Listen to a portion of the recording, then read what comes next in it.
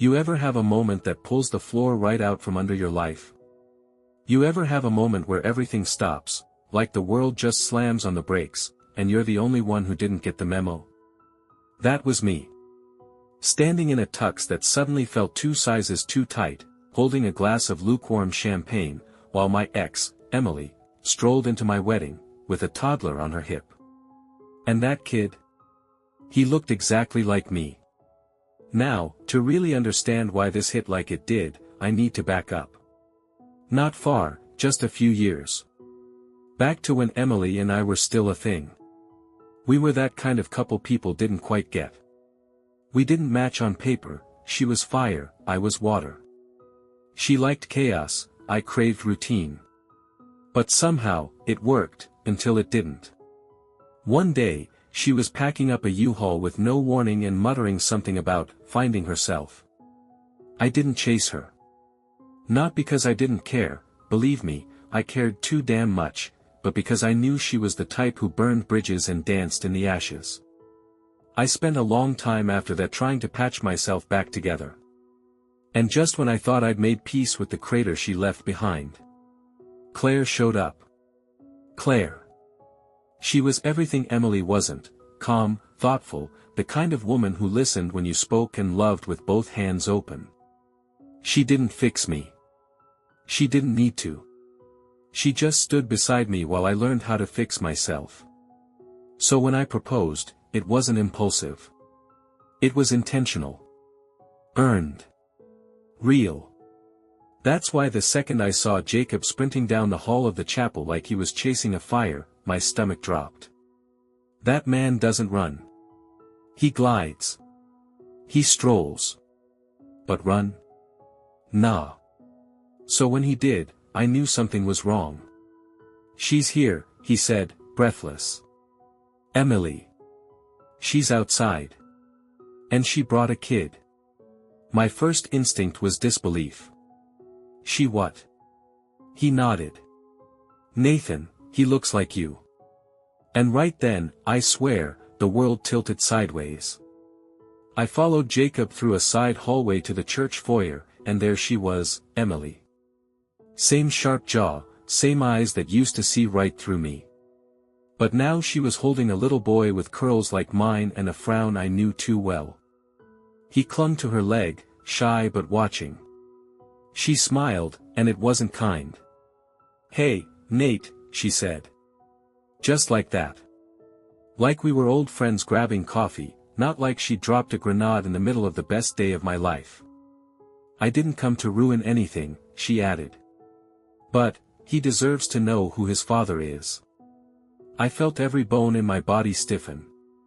My voice barely worked. Is he? She raised her brows. You really want to ask that in front of him? I looked at the boy. My chest tightened.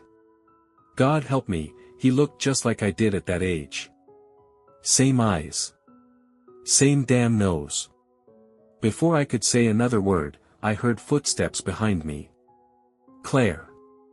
Dressed in white, veil in hand, makeup still perfect, but her eyes were scanning the scene like she'd just walked into the middle of a crime scene. What's going on? She asked. Emily didn't skip a beat. Just introducing Liam to his father. Claire blinked. Once. Slowly. Then she looked at me. Tell me she's lying. I don't know, I said, and it felt like my voice came from someone else's mouth. I want a paternity test, Claire said. And I'm not walking down that aisle until we know the truth. And just like that, she turned and walked away, leaving me there with a woman I thought I'd buried in the past, a kid I might have made without knowing, and a future suddenly dangling by a thread. The wedding music was still playing softly in the chapel. But there wasn't gonna be a ceremony today. At least, not yet. Sometimes the truth doesn't just set you free, sometimes it sets fire to everything around you first. The next few hours were a blur, not the kind that fades with time, but the kind that burns itself into memory like a scar. Claire had locked herself in the bridal suite. Emily had refused to leave the chapel foyer. And me? I was pacing a church hallway in a tux that suddenly felt like it belonged to someone else's life. I kept looking at the kid. Liam. His name was Liam. And the more I looked at him, the harder it became to convince myself this was some kind of mistake or a desperate stunt. He was 3, maybe 3.5, and if you did the math, it lined up a little too neatly with the final days of Emily and me. Which meant, no. I wasn't going to assume anything. That wasn't how I handled things anymore. The old me might have gone into full panic mode, said something I couldn't take back. But I'd changed. Claire helped me change. So I called a lab. A private clinic, the kind that does rush DNA work if you pay enough. I didn't ask for recommendations. I just Googled until I found one that could test a hair sample and a cheek swab within 48 hours. And then I made the call. Emily didn't flinch when I asked her to let them test Liam. He deserves to know, she said, almost too calmly. And for a second, I wondered if maybe she wanted it to be true. Like it would justify all the bridges she burned when she left. The nurse came and went, collected what she needed, and promised we'd have results in 2 days. 48 hours. Claire still hadn't come out. I knocked gently on the bridal suite door. Claire. Can we talk? No response. I sat on the floor outside that door for almost an hour. Just thinking. About how fragile things were. About how something like this, a past you didn't even know was still alive, could come crashing into the future you were building. And the worst part? I understood her silence. She wasn't just hurt. She was recalculating. Rewriting what she thought this day, this relationship, this life was going to be. And if I was in her shoes, I'd probably be doing the same. Eventually, the door opened. Slowly. She stood there, veil off, eyes red but dry. I talked to my dad, she said, voice flat. Told him to send the guests home. It took a second to process what she meant. The wedding's off. No, she said. Paused. Until we know. She didn't say much else. Just brushed past me and walked out to her car, her mom trailing behind her like a shadow. Emily had already left by then. Jacob told me she asked if she could drop Liam off with someone she trusted for a couple days, just until the results came in. I didn't protest. I couldn't. I went home that night to an apartment full of wedding decorations. Handmade signs. Candle centerpieces. A fridge packed with catered food. My tux hung itself over a chair, slumped like it was tired too. I didn't sleep much. The next day I stayed busy, taking down decorations, calling vendors, canceling hotel blocks. Everyone was polite. Everyone said they understood. No one actually understood. But the real shock came that night. My phone buzzed. It was a text from a number I didn't recognize. You don't know me. But Emily isn't telling you the whole truth. She's hiding something. Check your email. Attached was a screenshot of an airline receipt. From 3.5 years ago. Emily's name was on it. But the departure city? Atlanta. Emily hadn't gone straight from our breakup to wherever she said she was going. She'd flown somewhere else first. I opened my email and there it was, an anonymous message with no signature, just one line. You think Liam is the only secret she brought back with her? And just like that, the floor started shifting again. Because now I wasn't just questioning if Liam was mine. I was starting to wonder what Emily really came here for. To be continued. It gets messier from here, friend. You ready for part 3? Because the past. It's got claws. And Emily didn't come back just to drop off a kid, she came back to unravel something. Sometimes the scariest part isn't what someone did to you, it's realizing you still don't know who they really are. I couldn't sleep that night, and not because of the wedding that didn't happen or the DNA test results still hanging over me like a noose. It was that email. That airline receipt. That anonymous message whispering there was more. And damn it, I knew better than to go digging at 2 a.m. with a half-empty bottle of bourbon and nothing but bad instincts for company. But I did it anyway. Because sometimes silence feels louder than truth. I sat at my kitchen table with the laptop open and the cursor blinking like a metronome counting down to heartbreak. I searched the flight number, the time, the date, all of it lined up. Emily flew to Atlanta 2 weeks after she left me. Stayed there for 3 days. Then vanished again. I didn't know anyone in Atlanta. She didn't have family there. And yet, there it was, the missing piece in a puzzle I didn't even know I was trying to solve. So I did what any fool with too much time and too many questions would do. I called her. It went straight to voicemail. I didn't leave a message. Instead, I texted her. "Who do you know in Atlanta?"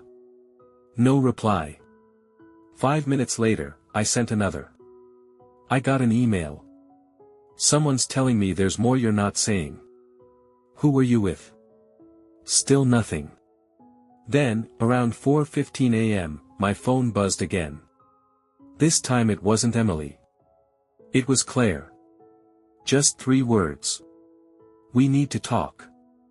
When I got to her place later that morning, she was sitting on her front steps in leggings and a hoodie, bare-faced, coffee in hand, staring off like she'd already lived through 5 arguments in her head.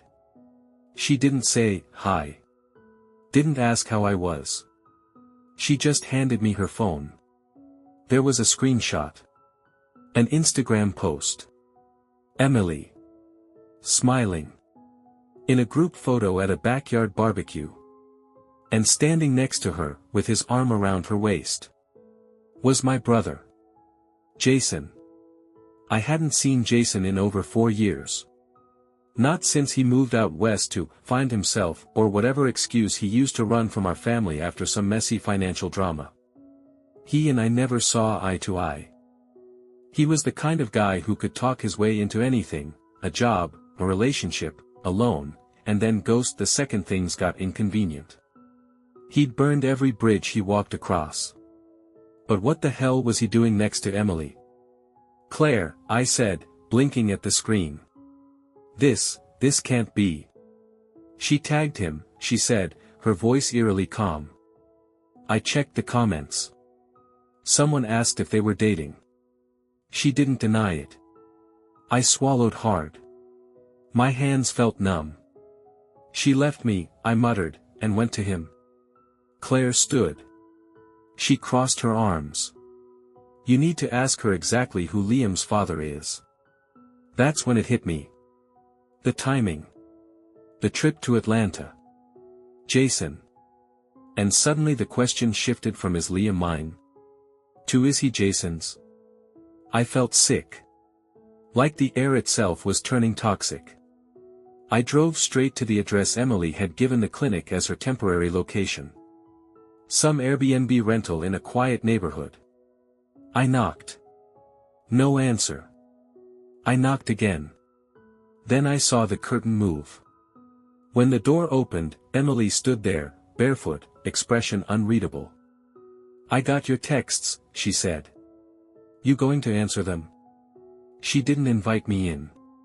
Just leaned against the frame, eyes narrowed. I pulled out my phone and held up the picture of her and Jason. "You want to tell me how long this was going on?" Emily's eyes dropped. "Just for a second. That was all I needed." "You left me for my brother," I said, the words tasting like rust. "It wasn't like that," she said quickly. "Not at first. I didn't go looking for him." "But you found him," I said. "In Atlanta. Didn't you?" She didn't answer. "And Liam?" I asked. "Is he mine, or his?" Emily looked up then, and I'll never forget what I saw in her eyes, not guilt, not sorrow. Fear. "Nathan," she whispered, "you don't understand. Jason isn't who you think he is. And Liam, he might be yours, but that's not the real reason I came back. I took a step back. What the hell does that mean? She looked over her shoulder. And then said something that made the ground fall out from under me. He disappeared, Nathan. 2 months ago. No one's seen him since. I blinked. Jason? She nodded. And the last thing he told me, she said slowly, was that if anything happened to him, to bring Liam to you. Closure's a funny word. People think it's about peace, but sometimes, closure is just finally knowing who lit the match. I stood on Emily's porch, staring at her like she just told me she buried my name in a graveyard I didn't know existed. He told you to bring Liam to me, in case something happened. I repeated, barely trusting my own voice. Emily nodded. Slower this time. Like she wasn't just worried about me believing her, she was worried I would. I didn't understand it at first, she said. I thought he was being dramatic. Paranoid, maybe. But then he stopped answering calls. His apartment was cleaned out. No goodbye. No note. Just, gone. And your first thought, I asked, was to crash my wedding with a kid I might not even know about. I didn't plan it like that, she snapped, but it lacked bite. I didn't know you were getting married until a week ago. I found out through one of your old friends on Facebook. Jacob or? Jacob told you? No, not directly, she said. He posted something. A photo of you and Claire at a tasting. I recognized the venue. I felt something twist in my stomach, anger, confusion, maybe betrayal. I wasn't sure who it was aimed at. Her. Jason. Myself. She kept talking. I panicked. I thought, if something's really wrong with Jason, and Liam is, she hesitated. Is yours, then you deserve to know. Before you started a new life. I didn't say anything. Because the truth was, I didn't know what life I was standing in anymore. A week ago, I was planning a honeymoon to Barcelona. Now I was chasing the ghost of a brother who vanished into thin air and trying to piece together a child-shaped question mark. You didn't think to tell me sooner? I asked. You've had years. Her face changed at that. Hardened. Don't talk to me about timing. You think I didn't want to? You think I didn't try?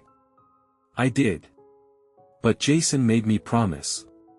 He said if he was gone, you'd need to know. But only then. I turned and walked a few feet down the sidewalk.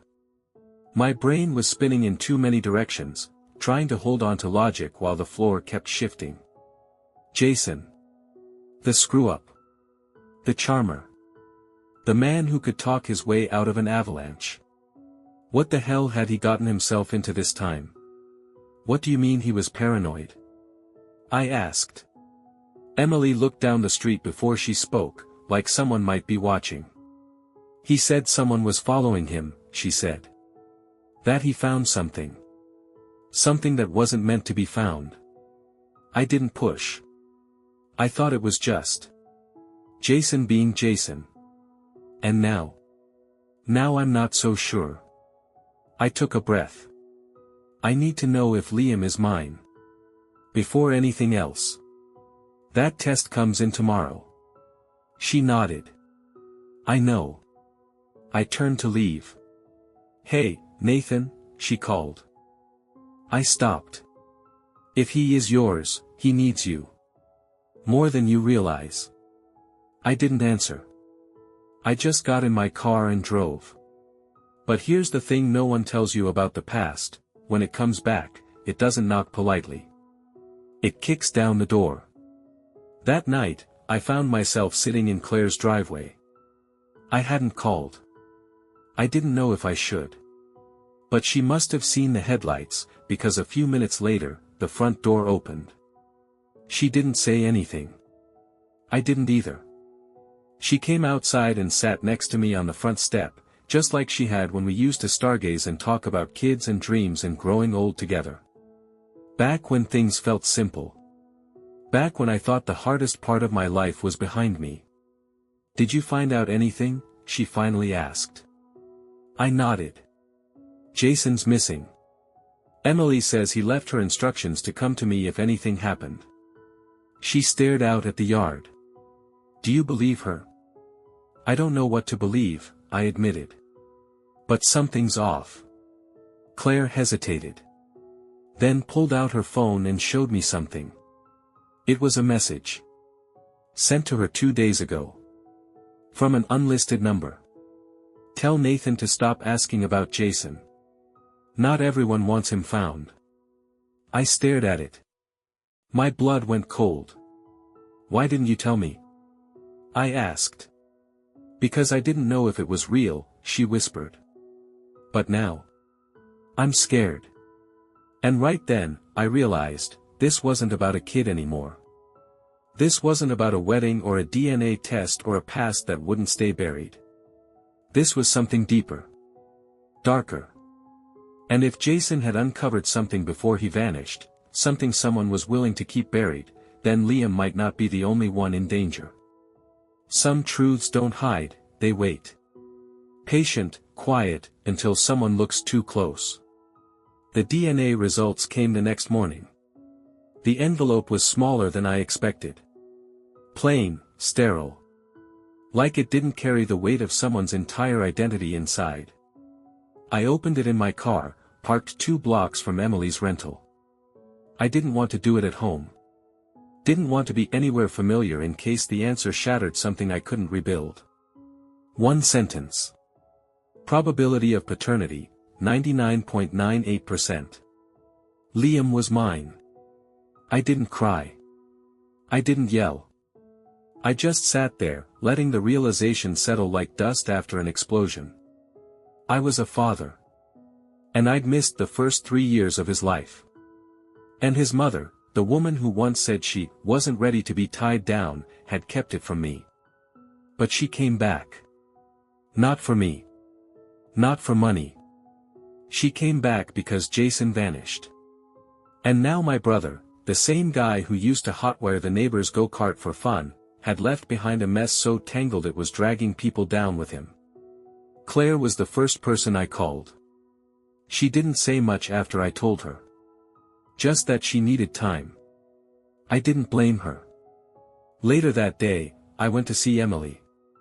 When she saw the envelope in my hand, she didn't ask. She just nodded. He's yours, I said. We're going to figure this out, but first, I need to know everything about Jason. Everything he said. Everything he left. She hesitated, then led me to the kitchen.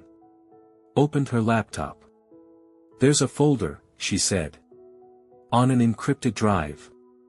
He gave me the password 2 weeks before he disappeared. Said if anything ever happened to him, someone would come looking for it. And that if they did, I should destroy it. But you didn't. I thought about it, she said. But he also told me, if anyone could finish what he started, it'd be you. The password was a date, August 19, 1999. I knew it before she even said it. That was the night we lost our cousin Theo. Car crash. Jason never talked about it, but I always knew it haunted him. Inside the folder were files. Dozens of them. PDFs, photos, scans of contracts, emails between names I didn't recognize. But one name popped up more than the rest. Jasper Maddox. I hadn't heard that name since high school. Maddox was a local real estate developer, flashy, loud, known for building ugly condos in neighborhoods no one asked to be revitalized. Jason had worked for him. Briefly. Until he didn't. He'd told me back then it wasn't a good fit. That Maddox cut corners. But I hadn't pressed. Now, staring at these files, I saw a different picture. Leaked inspection reports. Bribery memos. Safety complaints buried by cash. And then, the bombshell, a signed affidavit from a whistleblower. Dated 6 weeks ago. Jason had been gathering evidence. Not just shady deals, criminal negligence. And the last email in the folder was addressed to me. It was never sent. But it was there, written like he knew he wouldn't get the chance. Nate, if you're reading this, something went wrong. I'm sorry I didn't tell you everything sooner. I didn't want to drag you into it unless I had to. But Maddox knows. I think he's on to me. I think he knows about Liam, too. If anything happens to me, protect him. Protect Emily. And finish what I started. Don't let him get away with this. You're the only person I trust to see it through. I closed the laptop. My pulse was a thunderstorm. This wasn't just a missing person case. This was a takedown. A corporate cover-up. And Jason, idiot, stubborn, loyal Jason, had tried to play hero. And now I had the only copy of the evidence he died trying to collect. I didn't know where Jason was. I didn't even know if he was alive. But I knew one thing. If Maddox came for my brother, if he came near my son, he was going to learn exactly what kind of man I'd become. A few months passed. Seasons changed like they always do, quietly, without asking permission. The leaves turned gold, the air got sharp, and life settled into a rhythm that felt peaceful. Not perfect, not without its creaks and old ghosts, but peaceful in that way where you stop waiting for the next storm. I think that's what healing looks like, not forgetting what hurt, but letting it stop running the show. The mortgage is all mine again now. I insisted. Told Marcus it was time. He didn't argue, just nodded and said he figured I'd say that. That's the thing about Marcus, he never made it about power, never once tried to hang it over my head. When I paid the first full installment again, it felt different. Like standing on my own 2 feet again, but this time, knowing someone was behind me, not waiting to catch me, but just, with me. That changes how you walk through the world. One day I asked him why he never told Mom what he'd done. I figured if anyone deserved to know, it was her. He looked at me for a long second, then shrugged. Said some things don't need to be remembered out loud to matter. Then he said something I'll never forget. He said, she'd be proud of you for staying. But maybe she'd be proud of me too, for finally showing up. And that's when I realized, this wasn't just about me anymore. It wasn't just about the mortgage or the house. This was 2 men, 2 brothers, trying to patch up something life had slowly pulled apart. Not in one dramatic blow, but in the way rust eats through metal, in the way weather wears down stone. Quiet damage. The kind you only notice once it's deep. And the kind that can only be fixed when both people finally show up. We did. It started small. Sunday dinners. Nothing fancy. Sometimes we'd order Chinese. Sometimes we'd grill steaks out back, even when it was cold. We didn't talk much about the past. Didn't need to. The food, the quiet, the shared space, that was the apology. That was the forgiveness. One night, Marcus brought over a small wooden box. Said he found it in storage when he was unpacking the last of his things. Inside were old photos, me and Jason as kids, camping trips, birthdays, that one picture of Mom holding us both, looking so tired, and so proud. Marcus said he figured they belonged with me.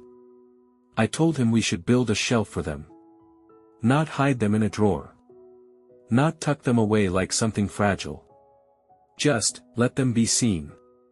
So we did.